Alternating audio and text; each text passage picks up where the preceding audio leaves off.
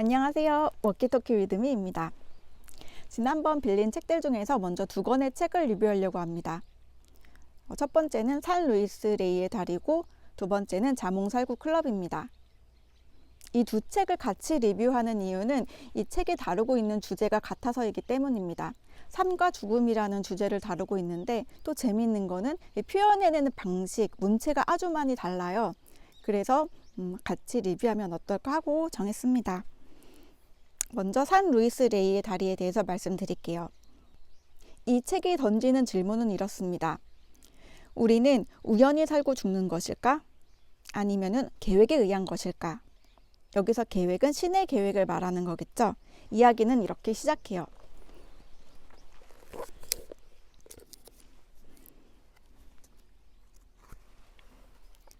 (1714년 7월 20일) 금요일 정오, 페루에서 가장 멋진 다리가 무너지며 5명의 여행자가 그 아래의 골짜기로 추락했다. 이 다리는 리마와 쿠스코를 잇는 큰 길에 놓여 있었고 매일 수백 명의 사람들이 건넜다. 사람들은 리마에 방문한 지인을 이끌고 와서 100년도 더 전에 잉카인들이 고리버드를 엮어 만든 이 다리를 구경시키곤 했다. 사실 다리라고 해봐야 사다리처럼 엮은 얇은 판자 위에 마른 포도덩굴 난간을 달아놓은 것에 불과했다. 걸을 때마다 다리는 협곡 위에서 출렁거렸다.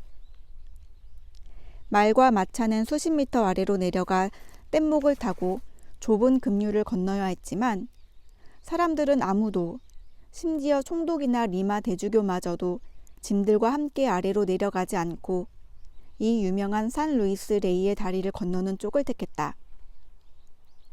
성왕 루이 9세의 이름과 흙으로 지은 건너편 작은 성당이 그 다리를 보호해 준다고 여겼다.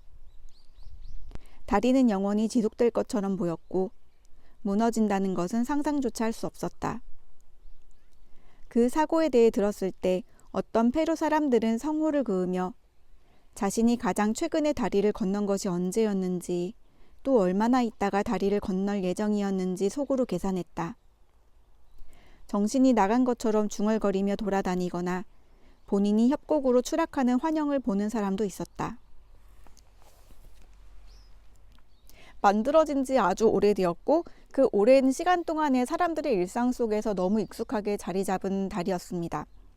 사람들은 그 다리가 무너지리라고는 생각조차 하지 못했습니다. 그리고 5명의 사람들의 목숨을 앗아 걸 거라고는 상상조차 하지 못했습니다. 이 사고를 이탈리아 북부 출신 프란치스코 회의 주니퍼라는 수사가 목격하게 됩니다. 그 목격하던 장면도 읽어드릴게요.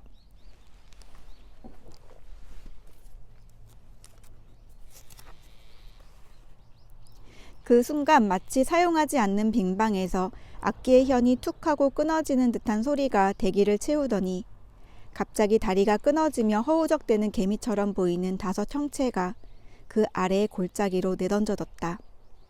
다른 사람이었다면 내심 안도하며 10분만 늦었으면 나도 라고 혼잣말을 했겠지만 주니퍼 수사에게는 다른 생각이 떠올랐다. 왜 하필 저 5 사람에게 이런 일이 일어난 걸까? 우주에 어떤 계획이 있다면, 인간의 삶에 어떤 패턴이 있다면 갑자기 중단된 저들의 삶 속에 숨겨진 불가사의한 무언가를 밝혀낼 수 있을 것이 분명했다. 우리는 우연히 살고 우연히 죽는 것일까? 아니면 계획에 의해 살고 계획에 의해 죽는 것일까? 주니퍼 수사는 그 순간 대기를 가르고 떨어진 그 5명의 숨겨진 삶을 조사하겠다고, 그래서 그들이 그렇게 떠난 이유를 밝혀내겠다고 마음먹었다. 이 책은 그렇게 죽은 5명에 대해 왜 하필 그들이었는지, 우연인지 아니면 신의 계획이었는지에 대해서 주니퍼 수사가 조사한 수사물을 후대에 나라는 사람이 발견하고 기록해서 펼쳐낸 그런 책입니다. 이 5명의 삶은 어떻게 보면 우리 주변에서 볼 수 있는 너무나 평범한 사람들의 전형입니다.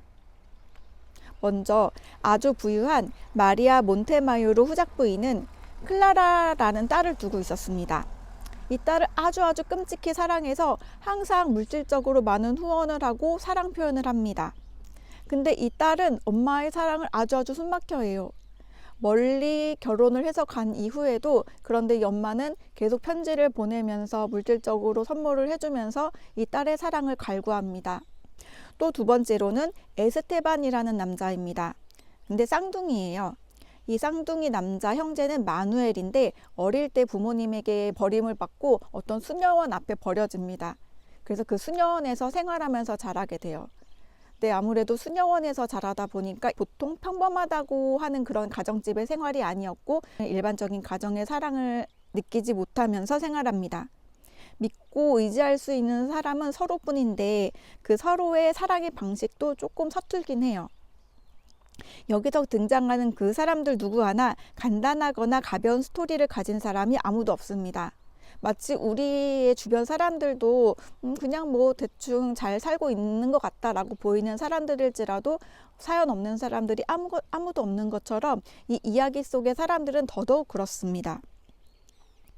모두 자신들의 삶에서 자신들의 방식으로 사랑을 합니다. 저는 그 사랑 방식 하나하나가 옳다 그르다 이런 거를 떠나서 그냥 마음에 너무 뜨겁게 와닿았어요.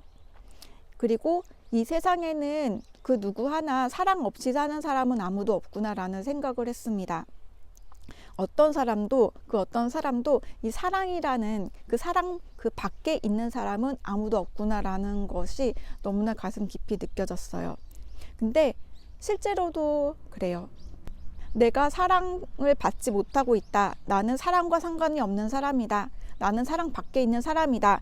라는 생각이 들지라도 실제로 사랑 밖에 있는 사람은 아무도 없습니다. 아니야, 나는 아무도 사랑하지 않아. 사랑해주는 사람도 없어. 라고 의심이 드는 사람들도 있겠지만 실제로 사랑을 받지 못하고 사랑 밖에 있는 사람은 아무도 없어요. 혹시 당신이 그렇게 느끼고 있을지라도 당신도 사랑 속에 있는 사람입니다. 5명의 삶과 죽음이 이 사건을 조사한 주니퍼 수사에 의해서 기록이 됩니다. 주니퍼 수사가 수사를 하는데 모든 사람들이 협조적인 것이 아니었습니다. 더욱이 그들의 삶에 밀접히 얽힌 사람들일수록 더 말을 아껴요. 자신의 과오가 드러나기를 꺼려하기 때문이었습니다. 결국에는 어떤 식으로든 한 사람의 인생을 완전하게 온전하게 파악하는 것은 불가능한 것이 아닌가라는 생각이 들도록 합니다. 그 어떤 사람도 한없이 나쁘기만 한 사람도 없고 무조건 좋기만 한 사람도 없어요. 삶은 단순하게 선과 악으로 이분법적으로 구별되는 것이 아닙니다. 삶은 그냥 삶일 뿐이에요. 삶은 평가의 대상이 아닙니다. 그리고 상과 벌의 대상도 아니죠. 삶은 그냥 사랑이에요. 사랑이 상벌의 대상도 아니고 평가의 대상이 아닌 것처럼 우리 삶도 그렇습니다. 삶이 사랑이니까요. 주니퍼 수사의 수사록은 이단 취급을 받아서 결국 주니퍼 수사는 죽게 됩니다.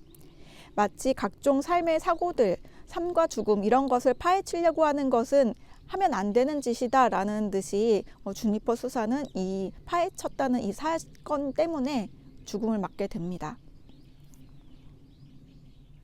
실제로 우리에게 그것은 결국에는 알 수 없는 것이다 라는 메시지를 주는 듯이 말이죠. 끝으로 이 책의 핵심이라고도 할 수 있겠는데요.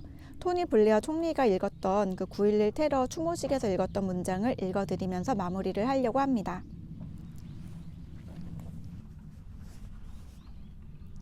그러나 우리는 곧 죽을 것이고 그 5명에 대한 모든 기억도 지상에서 완전히 사라질 것이다. 우리 자신도 한동안 사랑받다가 잊힐 것이다. 그러나 그 정도 사랑이면 충분하다. 모든 사랑의 충동은 그것을 만들어낸 사랑으로 돌아간다. 사랑을 위해서는 기억조차 필요하지 않다. 산 자들의 땅과 죽은 자들의 땅이 있고 그 둘을 잇는 다리가 바로 사랑이다. 오직 사랑만이 남는다. 오직 사랑만이 의미를 지닌다. 살면서 어떤 분들은 내게 왜 이런 일이 일어난 걸까? 내가 뭘 잘못한 걸까? 이런 생각이 들 수도 있을지도 모르겠어요. 하지만 여러분이 뭘 잘못해서 그런 것도 아니고 나쁜 사람이라서 그런 것은 더더욱 아닙니다. 삶 속에서 사랑이 없는 것처럼 보이는 사람일지라도 진짜로 사랑이 없는 사람은 없습니다. 사랑받지 못한 사람도 없습니다. 여러분도 마찬가지고요. 서툴지만 그 모습 그대로 살아가고 있는 여러분 모두가 소중한 사람들이고 또 아름다운 사람입니다. 5명의 삶을 더 들여다보면서 손턴 와일더에 전하고 싶은 이 삶에 대한 메시지를 읽고 싶으신 분들은 꼭 이 책을 읽어보시길 바랍니다. 그럼 다음 영상에서 만나요. 감사합니다.